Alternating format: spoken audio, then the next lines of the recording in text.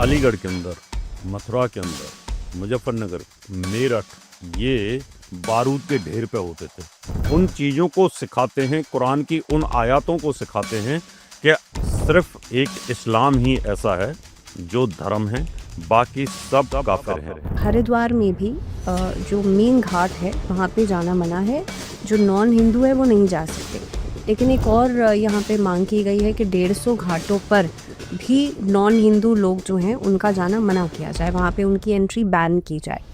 ये कहाँ तक सही है, क्योंकि गंगा तो सबकी है। मक्का मदीना इनके सबसे पवित्र स्थान, उन स्थानों को देखने के लिए गैर मुस्लिम नहीं जा सकता। अगर कोई ईसाई जाना चाहे, कोई यहूदी जाना चाहे, या कोई हिंदू जाना चाहे, बौद्ध जाना चाहे, नहीं जा सकता। उसको धर्म परिवर्तन करना ही पड़ेगा। क्यों?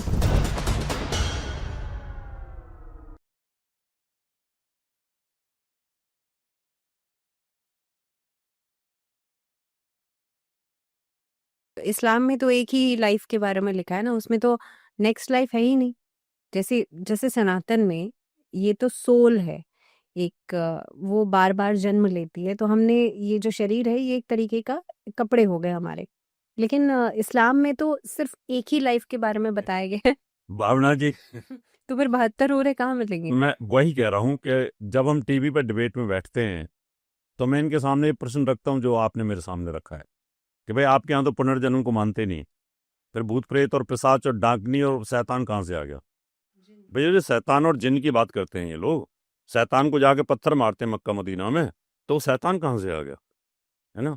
फिर कहते हैं कि सब कब्र में दबेंगे, जब वो रात आएगी उसकी, जन्नत की रात आएगी तो सब खड़े हो जाएंगे। अगर खड़े हो जाएंगे तो दोबारा से फिर कहाँ से जीवित हो जाएंगे सारे के सारे?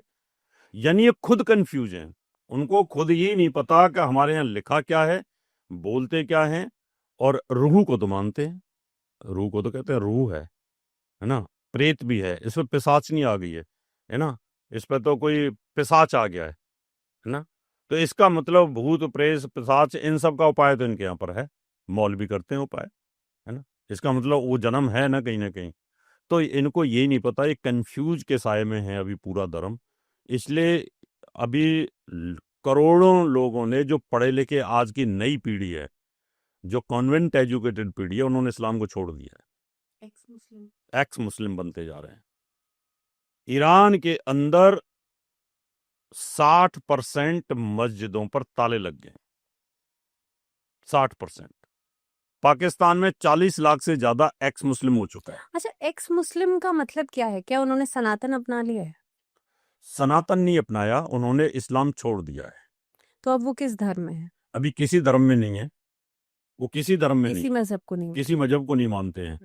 क्योंकि दिक्कत ये है ना कि इनके यहाँ पर अगर इस्लाम छोड़ भी दो तो दूसरे धर्म में हो ही नहीं सकते, क्योंकि इनकी इनकी कुरान के अंदर, हदीसों में ऐसी चीज लिख दी गई है, क्योंकि बन ही नहीं सकते। अभी मान लो कोई एक्स मुस्लिम है और वो हिंदू बनना चाहे तो बड़ा मुश्किल है, क्योंकि उसका खतना किया होता है, तो कैसे हो जाएगा? उनको तो काट दिया जाता है पहले ही। तो इनके आप पक्के रजिस्टर्ड बना दिए, किसी का कान काट दो, है ना, और ये कान किसी ने छिदवा रखो किसी ने, तो वो मुसलमान कैसे बनेगा? उसे कान छिदे हुए तो हिंदू है क्या? तो इस वजह से पहले हमारे यहाँ रिवाज था कि कान छिदवाते थे, नाक भी छिदवा देते थे, जिससे कि धर्म परिवर्तन ही ना करें, कि दूर से दिख जाए हिंदू है। तो ऐसी सिचुएशन में भी एक्स जो मुस्लिम है ये बहुत तादाद में बढ़ रहे हैं। इनको पता है कि कुरान के अंदर, हदीसों के अंदर बहुत सारी चीज़ें ऐसी लिखी हुई हैं कि जो उनके गले में नहीं उतरती हैं। तो रावत जी, देश की बात तो हो गई। अब आपने ट्रम्प का जिक्र किया था। ट्रम्प ने अभी हाल फिलहाल में जो इतने सैंक्शंस भी लगा दिए, अभी वीज़ा को लेकर के, H1B वीज़ा को लेकर के बहुत ज़्यादा बातें चल रही हैं। इंडियंस के लिए ये बड़ी परेशानी बन गया है कि ये तो प्रिविलेज है। ये क्या दिमाग चल रहा है इनका? क्या कि कुंडली में कुछ सितारे घूमे हैं, या क्यों इतना इन्फ्लुएंस है? हमारी ज्योतिष में बोलते हैं ऐसे लोगों को चंद्रमा पीड़ित। चंद्रमा पीड़ित का मतलब होता है कि ऐसे लोग साइको टाइप होते हैं। भगवान ने उनको पैसा बहुत ज़्यादा दे दिया, उनकी पॉलिटिकल फेम मिल गया उनको, और दूसरी बार राष्ट्रपति बन गए। पहली बार बने थे जब इतने आक्रामक नहीं थे, दूसरी बार उन्होंने देखा कि उनकी बहुत बड़ी बेइज्जती हुई, है ना, उनके ऊपर केस भी हुए और सारा कुछ। अब दूसरी बार वो बहुत ज़्यादा आक्रामक है इस समय, वो तानाशाही लेके बैठे हुए। आज उन्होंने ये दिखा दिया कि 19वीं सदी के अंदर जिस प्रकार से साम्राज्यवादी प्रवृत्ति थी, जिसकी लाठी उसकी भैंस, यानी माइट इज राइट, वही चीज़ अब वो कर रहे हैं कि अब ना तो यूएनओ कहीं है, ना यूएनएससी कहीं पर है, कोई पूछने वाला नहीं है, कोई उनको कहने वाला नहीं है। आप किसी भी राष्ट्र के ऊपर इस प्रकार से हमला करके उसके राष्ट्रपति को उठा ले जाते हो, अगर आम आदमी ये काम कर दे तो उसके किडनैपिंग का केस बनेगा, कोई नहीं बोलने वाला। तो ये क्या है, शक्ति का असंतुलन पैदा किया जा रहा है। तो जो डोनाल्ड ट्रंप हैं, उनको ये लगता है कि सारे देश मिलकर के मेरी गुलामी करें, मेरी जी हजूरी करें, मुझे सरपंच माने सब लोग कि मैं ही सरपंच हूँ, इस पृथ्वी का सबसे सिकंदर मैं ही हूँ और मैं ही चंगेज खां हूँ। तो इस प्रकार की सोच जब आदमी की आती है, अहंकार बढ़ता है, और जहाँ अहंकार बढ़ता है वहाँ से विनाश की शुरुआत होती है। तो मुझे लगता है जिस प्रकार से ग्रहों की चाल चल रही है, अभी जो मई जून तक ग्रहों की चाल है, ये बहुत खतरनाक चाल है। इसमें कहीं ना कहीं देश जो हैं, जो इनसे दुखी देश हैं, वो सब इकट्ठे होंगे, और जब इकट्ठे हो जाते हैं तो एक क्रांति की शुरुआत होती है, चाहे वो पहले विश्व युद्ध में हुई, चाहे दूसरे विश्व युद्ध में हुई। जब क्रांति आती है तो फिर ऐसे लोगों का पता नहीं चलता कहाँ चले जाते हैं। तो तानाशाही बहुत लंबे समय तक नहीं चलती, खुद वो तानाशाही कर रहे हैं, तो मुझे लगता है वो गलत है। और भारत के साथ तो अब कुछ ज़्यादा ही कर रहे हैं, जबकि भारत हमेशा से उनको कुछ समय से बहुत अच्छी सपोर्ट कर रहा था। लेकिन सोच की बात होती है कि उस पार्टी का विजन क्या है, उस आदमी का विजन क्या है। जब वहाँ अमेरिका में खुद उनके खिलाफ बहुत बड़े एजिटेशन हो रहे हैं, वहाँ लाखों की तादाद में लोग इकट्ठे होकर इसका विरोध कर रहे हैं कि आप गलत कर रहे हो, गलत कर रहे हो, लेकिन नहीं सुन रहे। अभी अभी तो समय के इंतजार है। अभी तो 3-4 महीने तो बहुत ज़्यादा खराब है, 5 महीने, अच्छा, उसके 3-4 महीने ऐसे ही चलेगा। मई तक का फेज तो अभी बहुत खराब, इसलिए खराब है कि अभी सूर्य मंगल की युति, राजा और सेना दोनों एक साथ चल रहे हैं। उसके बाद मंगल राहु का अंगारक दोष चलेगा, वो भी बड़ा खतरनाक है। फिर मंगल शनि की युति चलेगी। तो ये सब युद्ध वाले प्लेनेट इकट्ठे हो रहे हैं। तो ये 2026 में भी आपको लग रहा है युद्ध जो है, चाहे भाई रशिया और यूक्रेन का तो एक लंबे समय से है ना, इसके अलावा भी और जो ये युद्ध चलते हैं, ये अभी और बढ़ने की तादाद पे हैं या? अभी स्थिति खराब है, अभी बढ़ेंगे, क्योंकि जिस प्रकार से प्लेनेट पोजीशन है यूनिवर्स में, ब्रह्मांड के अंदर, उस हिसाब से पिछली बार भी सब लोग यही कह रहे थे 2025 बहुत बढ़िया जाएगा, मंगल का है, मंगल का है। मैं अकेला हर टीवी चैनल पे बोल रहा था 2025 सबसे गंदा जाने वाला है, क्योंकि 2025 में भी ग्रहों का ऐसे ही कंजंक्शन हुआ था। हाँ, कि राहु की शनि की युति चली काफी समय तक, फिर ऐसे ही मंगल शनि सूर्य सब इकट्ठे होते रहे। तो वो ग्रहों की जो गति होती है, विस्फोटक योग बना, मंगल केतु इकट्ठे हुए ऐसे, तो उन कंडीशन में यूनिवर्स में जैसे ग्रह आते हैं वैसे ही फिर हमारे ब्रेन को चेंज करते हैं। लेकिन ना रावत जी, क्योंकि हम 2025 को देखा कि मंगल का साल है, उसमें भी युद्ध देखा, अब 2026 में भी, और धीरे धीरे करके बाकी देशों में भी ये जो टेंशन्स है ना, ये जो बीच में विरोध है, ये बढ़ता जा रहा है। आपको लगता है थर्ड वर्ल्ड वॉर जैसी कोई सिचुएशन बनती है 2026 में? थर्ड वर्ल्ड वार की सिचुएशन तो नहीं है, क्योंकि मई जून के बाद में काफ़ी शांति आने की शुरुआत हो जाएगी, तो चेंजेज आएंगे। लेकिन होता क्या है कि जब ऊपर से कहते हैं ना, ग्रहाधीनम जगत सर्वम, ग्रहाधीनम नरावरा, काल ज्ञानम ग्रहाधीनम, ग्रह कर्म फल प्रदा, ये पूरा जगत ग्रहों के अधीन है।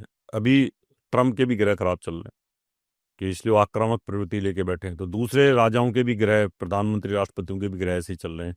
तो एक दूसरे को हम सपोर्ट ही नहीं कर पा रहे, आक्रामक स्थिति लेके पैदा हुए हैं। जैसे ऊपर से ग्रह कूल हो जाएंगे तो ये सब कूल हो जाएंगे, सिचुएशन चेंज हो जाएंगी। तो अभी मई जून तक तो स्थिति खराब है, उसके बाद स्टारों की गति थोड़ी पॉजिटिव होगी। ठीक है। हमने क्योंकि यहाँ पे एस्ट्रोलॉजी की बात की है और 2026 जो है वो शुरू हो चुका है। ऐसे में अभी 2026 आते ही जनवरी के महीने में एक सबसे बड़ा जो एक पर्व है वो मनाया जाता है मकर संक्रांति के रूप में। क्या खास हो जाता है? क्योंकि कहते हैं ना कि अभी खराब दिन चल रहे हैं, अब अच्छे दिन आने वाले हैं। इसको एक लेमन लैंग्वेज में अगर समझा जाए, क्योंकि शायद आम जनता नहीं समझ पाती कि खराब दिन क्या है, ऐसा क्या ग्रह चाल बदल जाती है जो मकर संक्रांति के बाद कहते हैं कि अब हाँ, अब एक अच्छा फेज शुरू हो गया है। भावना जी, आप भी एस्ट्रोलॉजी जानती हैं अच्छे से, बहुत अच्छे एस्ट्रोलॉजर हैं आप। मैं आपको समझाता हूँ, इसको लेमेन तरीके से समझाता हूँ। मकर संक्रांति में सूर्य जो है मकर राशि में प्रवेश करता है, लेकिन फलित ज्योतिष में सूर्य तो स्थिर है, वो किसी राशि में प्रवेश नहीं करता, वो तो अपनी एक्सिस पे मूव करता रहता है, उसके चारों तरफ पृथ्वी मूव करती है। तो फलित ज्योतिष में सूर्य को पृथ्वी की जगह मान लिया है, यानी हमने पृथ्वी को ग्रह नहीं माना, क्योंकि हम उस पर रहते हैं, वो हमारी माँ है। तो ये जो कैलकुलेशंस होती हैं सारी पृथ्वी की होती हैं, सूर्य की नहीं होती हैं। तो अभी जो पृथ्वी है 6 महीने उत्तरायण में रहती है और 6 महीने दक्षिणायन में रहती है। जब जनरल भाषा में हम ये बोलते हैं कि सूर्य उत्तरायण में है और दक्षिणायन में, कि सूर्य ऊपर नीचे तो कभी होता ही नहीं, सूर्य तो एक जगह एक्सिस पर है। तो अभी तक पृथ्वी जो थी वो दक्षिणायन में थी, यानी पृथ्वी सूर्य के चारों तरफ ऐसे घूमती है, ऊपर और नीचे, ऐसे नहीं घूमती। ये जैसे ये सूर्य है, पृथ्वी इसके ऊपर ऐसे जाएगी, ऐसे जाएगी, ऐसे जाएगी, ये 360 का एलिप्टिकल मार्ग होता है। तो यहाँ 180 डिग्री यानी आधा हिस्सा इस मार्ग का नीचे होता है और आधा हिस्सा ऊपर होता है। तो 6 राशि ऊपर होती हैं, 6 नीचे होती हैं। तो अभी पृथ्वी दक्षिणायन में चल रही है, अभी मकर संक्रांति को यही पृथ्वी उत्तरायण में आ जाएगी। उत्तरायण में आने पर क्या होगी, सूर्य के नजदीक आ जाएगी और सूर्य की रोशनी सीधी सीधी ऊपर आ जाएगी, यानी पृथ्वी ऊपर के उत्तर में आ जाएगी, उत्तर गोल में आएगी। दक्षिण गोल में जब पृथ्वी रहती है तो उस समय लो ऊर्जा में रहती है, डाउन में रहती है, एनर्जी लेवल डाउन रहता है पृथ्वी को। उत्तरायण में आती है तो एनर्जी लेवल हाई हो जाता है, शुभता में आ जाती है। तो दक्षिण वैसे भी अच्छा नहीं माना जाता। तो अभी पृथ्वी 14 इसको जनवरी को ये उत्तर गोल में आ जाएगी, 6 महीने रहेगी। तो इस 6 महीने में शुभ कार्य होते हैं, इस 6 महीने में एनर्जी लेवल हाई होता है, पृथ्वी एक हाई एनर्जी लेवल से गुजरती है। इसलिए यहाँ पर रहने वाले जो लोग होते हैं उनको पॉजिटिव वाइब्स मिलती हैं, अच्छा अच्छा फील होता है, मन प्रसन्न होता है, खुशियाँ मिलती हैं। और जब पृथ्वी 6 महीने डाउन पर रहती है तो उस समय डिप्रेशन होता है, ठंड ज़्यादा होती है, काम करने की इच्छा नहीं होती है। तो ये 6-6 महीने के 2 गोल होते हैं, उत्तर गोल और दक्षिण गोल, उत्तरायण और दक्षिणायन। इसलिए दक्षिणायन जो है वो यम का माना जाता है और वो देवताओं का माना जाता है। तो इसलिए अब पृथ्वी का देवताओं की तरफ आना, देवताओं की तरफ तो क्या बोल सकते हैं, लेकिन पॉजिटिव ऊर्जा की तरफ। पहले समझाने का तरीका यही था कि देखो पृथ्वी इस समय अभी राक्षसों की जब तरफ तरफ चली हाँ, गई है। लेकिन ये है ना कि मुझे ऐसा लगा कि जेन जी जो है या आज की जनरेशन जो है वो लॉजिक से ज्यादा समझती है, और आपने बहुत ही अच्छे से समझाया इसको, साइंटिफिकली भी और हमारे धर्म ग्रंथों की भाषा में भी।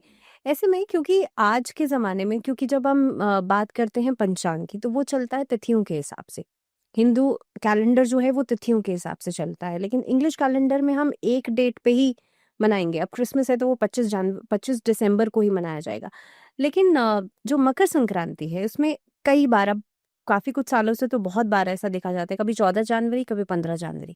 ये क्यों फ़र्क क्यों आता है हमेशा? वो इसलिए होता है हमारी जो तिथि होती है चंद्रमा की गति से बनती हैं, और चंद्रमा की गति वेरिएट करती रहती है। चंद्रमा की जो कलाएं होती हैं वो हर रोज वेरिएशन में रहती हैं। उसका मैं वैज्ञानिक आधार बताता हूँ।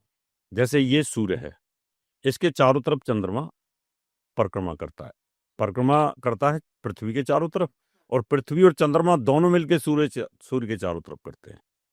अभी ये समझिए पूर्णिमा है और ये समझिए अमावस्या है, ऐसे इस मार्ग में कर रहा है परिक्रमा। अब ये अमावस्या से ये पूर्णिमा से जब चंद्रमा इधर आता है ऐसे परिक्रमा करता है सूर्य की तरफ, तो सूर्य की ग्रेविटी उसको फास्ट गति में खींचती है। जब वो सूर्य के नजदीक आता है पूर्णिमा से अमावस्या की तरफ चलता है तो उसकी गति तेज हो जाती है, क्योंकि सूर्य की अपनी जो गुरुत्वाकर्षण है वो चंद्रमा के गुरुत्वाकर्षण से तो बहुत ज्यादा पावरफुल है। तो चंद्रमा फास्ट गति से सूर्य की तरफ भागा हुआ चला जाता है। यानी जैसे 2 आदमी हाथ मिलाए, एक पहलवान टाइप हो और एक हल्का हो, और वो उसको ऐसे खींच लेगा, है ना, और दोनों टक्कर के होंगे तो स्लो हो जाएगा। तो जैसे ही वो गति फास्ट होती है तो 24 घंटे में 12 डिग्री को पार करता है चंद्रमा, लेकिन यही गति वो 18 घंटे में पार कर जाता है, यानी इतनी फास्ट हो जाती है। और जब वो फास्ट होता है पृथ्वी के पास से तो समुद्र पे जल 75% है, और समुद्र के पानी को वो ऊपर की तरफ हाई टाइड्स उठा ले जाता है। यानी आप ऐसे समझो कि एक तालाब हो, पूरा भरा हुआ हो, और तालाब के बगल से एक बहुत स्पीड से ट्रक भाग के जाए तो पानी को बाहर निकाल देगा वो, है ना। फिर वो अमावस्या के दिन चंद्रमा और सूर्य एक साथ हो जाते हैं। फिर चंद्रमा अमावस्या से प्रतिपदा की तरफ चलता है तो फिर चंद्रमा आगे की तरफ जाता है और सूर्य उसको पीछे को खींचता है। तो वो जो 12 अंश जो है उसको पार करने में उसको 30-32 घंटे लग जाते हैं, 24 घंटे के बजाय, क्यों आगे की तरफ जाता है, अब चंद्रमा उसको खींचता है। तो हमारी तिथियां इसलिए वेरिएट करती हैं, शुक्ल पक्ष की और कृष्ण पक्ष की जो तिथियां होती हैं ये वेरिएशंस में रहती हैं।